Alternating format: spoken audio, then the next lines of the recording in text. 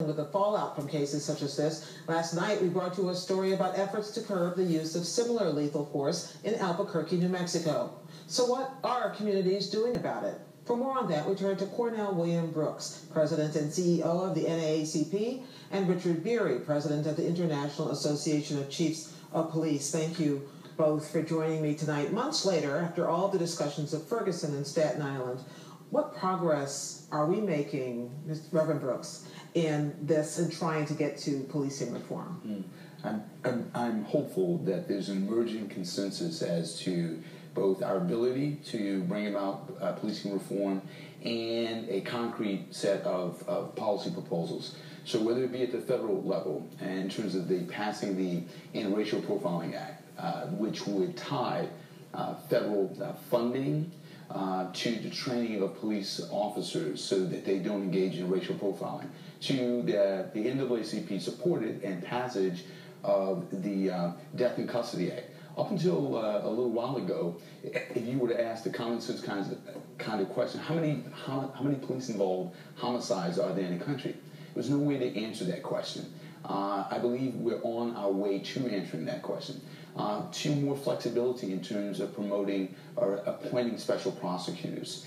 So there are a number of concrete proposals, reforms that we can pursue. And all across the country, we're seeing a young generation of practitioners of democracy are protesting, engaging in sit-ins and die-ins, and who believe that something can be done. Richard Beary, do we agree on what the problem is that needs to be fixed? Well, law enforcement is constantly emerging. Just like the crimes that we investigate, there's been a lot of changes since I started in this business in 1977.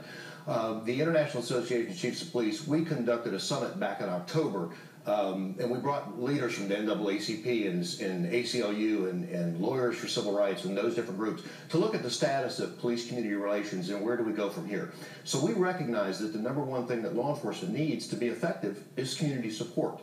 So we've got some great recommendations, and I've shared those, and hopefully we will continue to move forward on that. You know, one of the things that needs to be said, too, is this is an enormous task. And when you consider that there's 12.5 million arrests in this country a year, that's about 34,000 a day. And those people are under arrest for a myriad of things. These are people under the influence of alcohol, drugs, some of them have mental illness issues, and some are combative. So the opportunity for bad things to happen across this country is huge.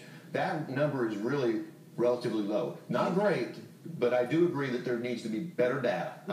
Cornell and I are absolutely in agreement on that. Well, it's funny because some people think that the beginning of the problem, the root of the problem is police behavior, and a lot of people believe that the root of the problem is community behavior.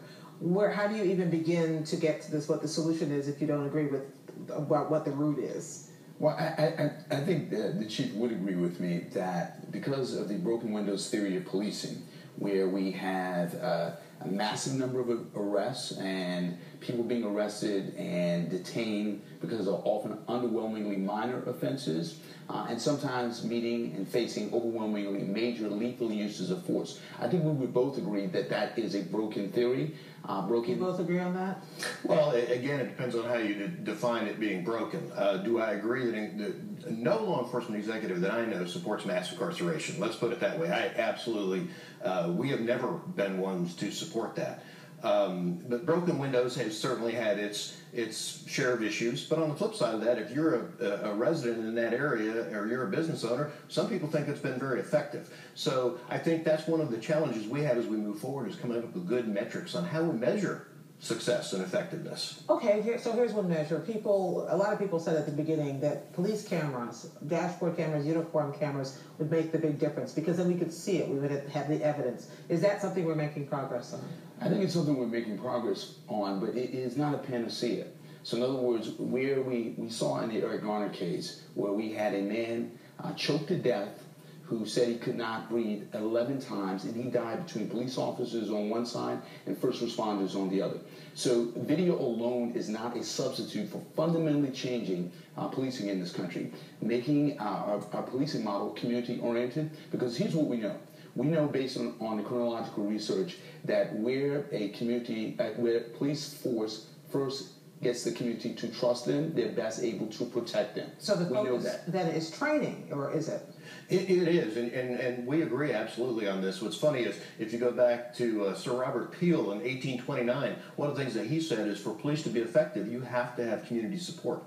I mean, this is a long time ago, so I absolutely agree. I also agree that cameras are not the panacea. Will it give us an accurate recording of what happened? Yes. But that's too late in the ball game sometimes, and we need to be proactive. But community support is different from police training.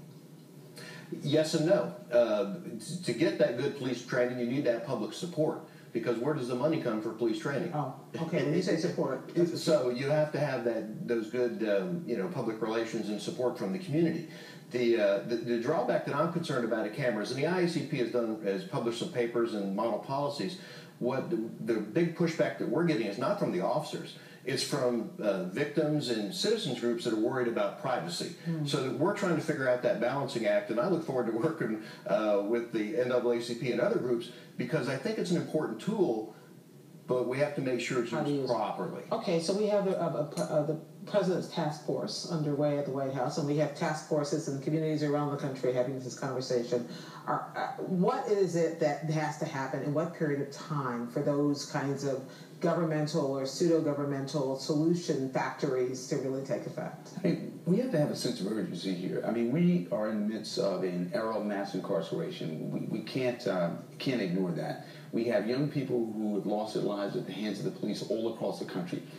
Thousands and thousands of young people protesting, engaging in citizen die-ins. And so in terms of the recommendations of this task force, we expect them to emerge. I believe they will reflect what the research demonstrates and what we know all across the country. We have to have civilian review boards with teeth.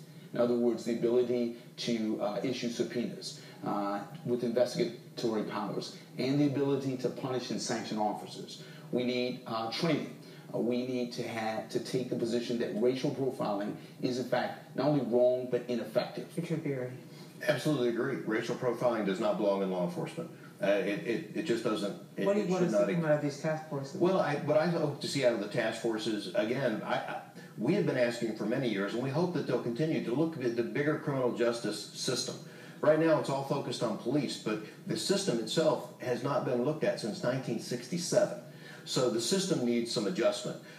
We expect training to be a part of it. I'll never argue that the best cops are the best trained cops. But again, I think you also have to factor that the men and women in this country wearing a uniform are in great danger. There were more cops killed between gunshot wounds last year and being hit by vehicles, run over purposely, than were combat troops killed in Afghanistan last year.